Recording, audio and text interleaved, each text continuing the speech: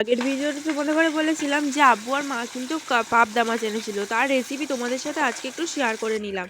দেখো পাবদা মাছগুলোকে নুন হলুদ আর একটু তেল দিয়ে কিন্তু ভালো করে মাখিয়ে নিয়েছিল। এবার কিন্তু কড়াইতে একটু নুন দিয়ে তেলটাকে গরম করে নেওয়ার পর ভালো করে কিন্তু মাছগুলো ভেজে নিবে, যাতে কড়াইয়ের মধ্যে মাছগুলো লেগে না যায়। এরপর কিন্তু টমেটোর পেস্ট সর্ষে আর পোস্ত দিয়ে কিন্তু ভালোভাবে পেস্ট করে নিয়েছিল। এবার আদা রসুনের পেস্ট, ধনে পাতা, কাঁচা লঙ্কা সমস্ত কিন্তু কিন্তু একবার একসাথে নিয়ে নিয়েছিল। এরপর কিন্তু মাছগুলোকে দেখো ভালো করে লাল লাল করে ভাজা হয়ে গেছে। এবার মাছ ভাজার তেলেতেই কালো জিরে আর গোটা কাঁচা লঙ্কা কিন্তু ফোড়নে দিয়ে দিয়েছিল। আর কিন্তু পেঁয়াজ দিয়ে ভালো করে কিন্তু পেঁয়াজগুলোকে লাল লাল করে ভেজে নিতে হবে। দেখো পেঁয়াজটা কিন্তু লাল লাল করে অনেকটা ভাজা হয়েই গেছে।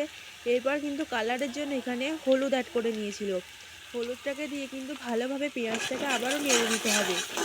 দেখো খুব সুন্দর করে কিন্তু পেঁয়াজটা লাল লাল হয়ে ভেজে যাচ্ছে। এরপর এতে কিন্তু আদা রসুনের পেস্ট দিয়ে কিন্তু ভালোভাবে নেড়ে নিতে হবে। দেখো পেঁয়াজটা কিন্তু খুব সুন্দর লাল লাল ভাজা হয়ে যাচ্ছে। এরপর কিন্তু দেখো খুব সুন্দর করে ভাজা হয়ে যাচ্ছে। এরপর এতে লঙ্কার গুঁড়ো, জিরে গুঁড়ো সমস্ত কিছু দিয়ে কিন্তু ভালোভাবে নেড়ে নিতে হবে। দেখো খুব সুন্দর করে কিন্তু পেঁয়াজটা কষানো হয়ে যাচ্ছে। দেখো খুব ভালো কিন্তু দেখো দেখে কিন্তু খুব সুন্দর লাগছে।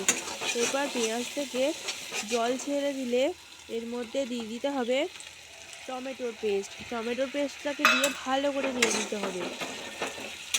এরপর দেখো ভালো করে নেড়ে নেওয়ার পর এর মধ্যে দিয়ে দিতে হবে সামান্য একটু লবণটাকে দিয়েও কিন্তু ভালোভাবে নেড়ে নিতে হবে। এরপর এর মধ্যে দিয়ে দিতে হবে সর্ষেটাকে দিয়েও কিন্তু ভালোভাবে নাড়তে হবে। এরপর সর্ষেটাকে দিয়ে ভালো করে নেড়ে নেওয়ার পর এর মধ্যে দিয়ে দিচ্ছিল পোস্তটাকে দিয়ে ভালোভাবে নেড়ে নেওয়ার পর এটাকে দেখো খুব সুন্দর করে নেড়ে নিচ্ছিল। এরপর কিন্তু এতে অল্প করে জল দিয়ে দিতে হবে। জল দেওয়ার পর কিন্তু এটাকে ভালোভাবে একটু নেড়ে নিয়ে কিছুক্ষণের জন্য ঢাকা দিয়ে রেখে দিতে হবে। দেখো কি সুন্দর করে কিন্তু মশলাটা হয়ে গেছে।